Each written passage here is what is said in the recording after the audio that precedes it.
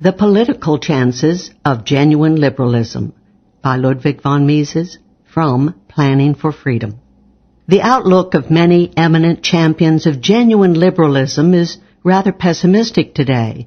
As they see it, the vitriolic slogans of the socialist and interventionist call forth a better response from the masses than the cool reasoning of judicious men.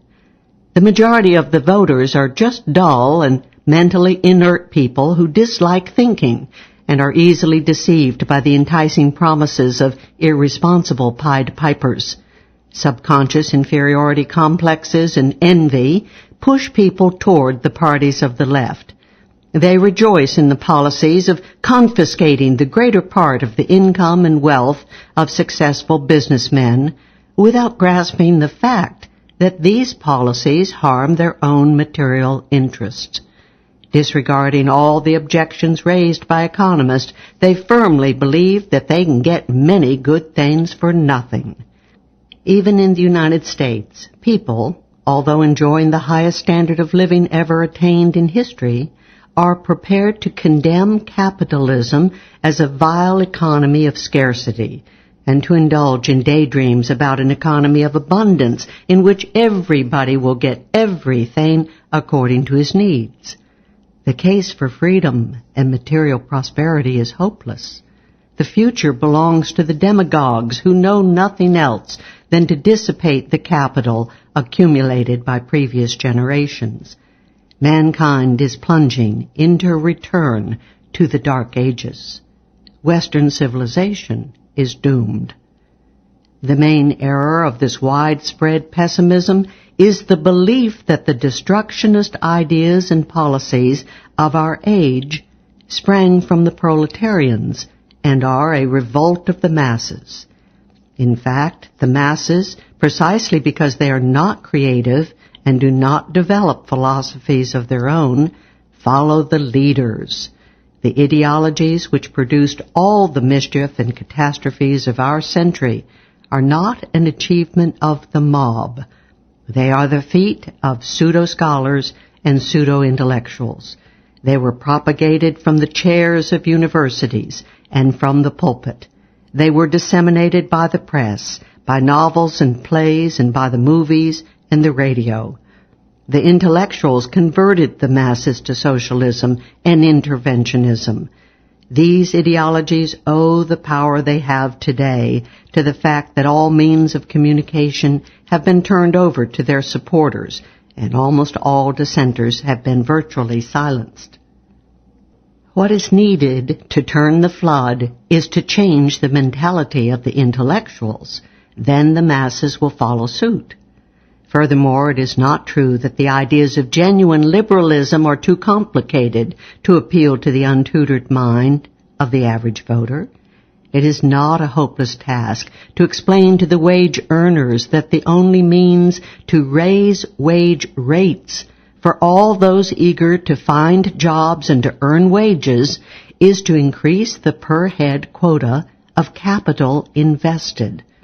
The pessimists underrate the mental abilities of the common man when they assert that he cannot grasp the disastrous consequences of policies resulting in capital decumulation. Why do all underdeveloped countries ask for American aid and American capital? Why do they not rather expect aid from socialist Russia? The acme of the policies of all self-styled progressive parties and governments is to raise artificially the prices of vital commodities above the height that they would have attained on the markets of unhampered laissez-faire capitalism. Only an infinitesimal fraction of the American people is interested in the preservation of a high price for sugar. The immense majority of the American voters are buyers and consumers, not producers and sellers of sugar. Nonetheless, the American government is firmly committed to a policy of high sugar prices by rigorously restricting both the importation of sugar from abroad and domestic production. Similar policies are adopted with regard to the prices of bread, meat, butter, eggs, potatoes, cotton, many other agricultural products. It's a serious blunder to call this procedure indiscriminately a pro-farmers policy. Less than 1/5 of the United States' total population is dependent upon agriculture for a living, yet the interest of these people with regard to the prices of various agricultural products are not identical. The dairyman is not interested in a high, but in a low price for wheat, fodder, sugar, and cotton. The owners of chicken farms are hurt by high prices of any agricultural product but chickens and eggs. It is obvious that the growers of cotton, grapes, oranges, apples, grapefruit, and cranberries are prejudiced by a system which raises the prices of staple foods. Most of the items of the so-called pro-farm policy favor only a minority of the total farming population at the expense of the majority, not only of the non-farming but also of the farming population. Things are hardly different in other fields. When the railroad men or the workers of the building trades, supported by laws and administrative practices which are admittedly loaded against their employers, indulge in feather bedding and other devices allegedly destined to create more jobs, they are unfairly fleecing the immense majority of their fellow citizens. The unions of the printers enhance the prices of books and periodicals and thus affect all people eager to read and to learn. The so-called pro-labor policies bring about a state of affairs under which each group of wage earners is intent upon improving their own conditions at the expense of the consumers, namely the enormous majority. Nobody knows today whether he wins more from those policies which are favoring the group to which he himself belongs than he loses on account of the policies which favor all the other groups. But it is certain that all are adversely affected by the general drop in the productivity of industrial effort and output, which these allegedly beneficial policies inevitably bring about. Until a few years ago, the advocates of these unsuitable policies tried to defend them by pointing out that their incidence reduces only the wealth and income of the rich and benefits the masses at the sole expense of useless parasites. There is no need to explode the fallacies of this reasoning. Even if we admit its conclusiveness for the sake of argument, we must realize that with the exception of a few countries, this surplus fund of the rich has already been exhausted.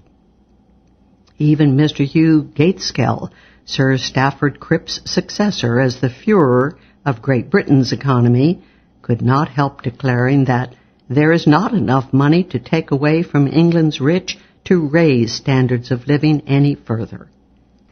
In the United States, the policy of soaking the rich has not yet gone so far as that, but if the trend of American politics is not entirely reversed very soon, this richest of all countries will have to face the same situation in a few years. Conditions being such, the prospects for a genuinely liberal revival may appear propitious. At least 50% of the voters are women, most of them housewives or prospective housewives.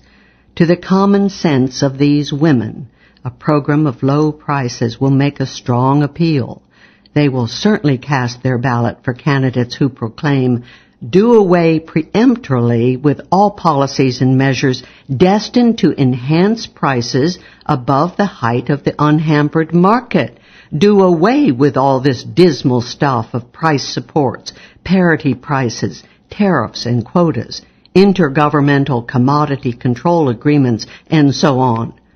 Abstain from increasing the quantity of money in circulation and from credit expansion, from all illusory attempts to lower the rate of interest, and from deficit spending. What we want is low prices." In the end, these judicious householders will even succeed in convincing their husbands. In the Communist Manifesto, Karl Marx and Frederick Engels asserted, "The cheap prices of its commodities are the heavy artillery with which capitalism batters down all Chinese walls. We may hope that these cheap prices will also batter down the highest of all Chinese walls, namely those erected by the folly of bad economics policies. To express such hopes is not merely wishful thinking.